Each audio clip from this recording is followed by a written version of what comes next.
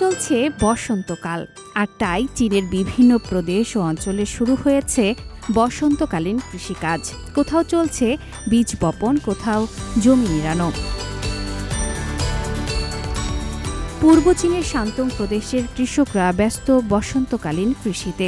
এবছর প্রদেশটি বসন্তকালীন কৃষি উৎপাদনের জন্য প্রায় 1,80,000 টন বীজ, 3.28 মিলিয়ন টন সার এবং 38,000 টন কীটনাশক ব্যবহার করবে। আর এই কীটনাশক সরবরাহ করছে লেইসি শহরের একটি স্থানীয় কোম্পানি, যে কোম্পানির প্রতিদিন প্রায় 100 টন সার উৎপাদন সক্ষমতা রয়েছে।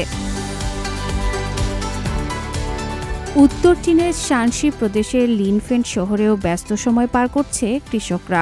2 লাখ হেক্টরেরও বেশি শীতকালীন গমের জমি এখন আরও সবুজ হচ্ছে, তাই গমের ফসল নিশ্চিত করতে মাঠে কাজ করছেন কৃষি বিশেষজ্ঞরা। এতে করে বসন্তের কৃষিতে সমন্বিত ক্ষেত্র ব্যবস্থাপনায় পরামর্শ দিতে পারবে কৃষকরা। এখন পর্যন্ত আমি 200 হেক্টর গম চাষ করেছি। এখন বাড়ি ফিরে গিয়ে গমের জমিতে সেচ এবং সার প্রয়োগ করব। এতে করে বসন্তকালীন শস্য ব্যবস্থাপনা নিশ্চিত হবে।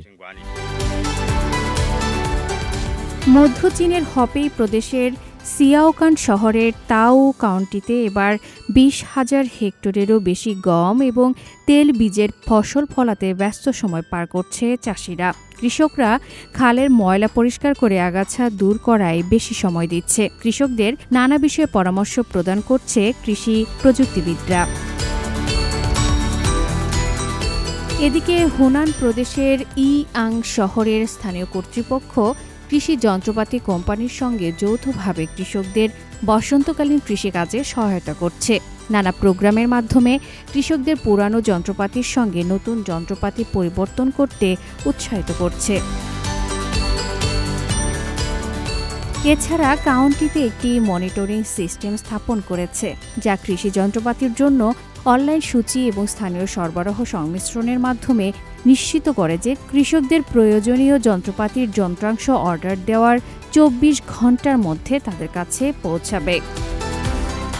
বসন্তকালীন কৃষিকাজের ব্যস্ত মৌসুমে অবিচ্ছিন্ন কার্যক্রম নিশ্চিত করতে কৃষকদের যন্ত্রপাতি সঠিকভাবে চালানোর জন্য 14টি বিশেষ রক্ষণাবেক্ষণ দল মোতায়েন করেছে স্থানীয় সরকার। আফরিন মিম, CMG বাংলা।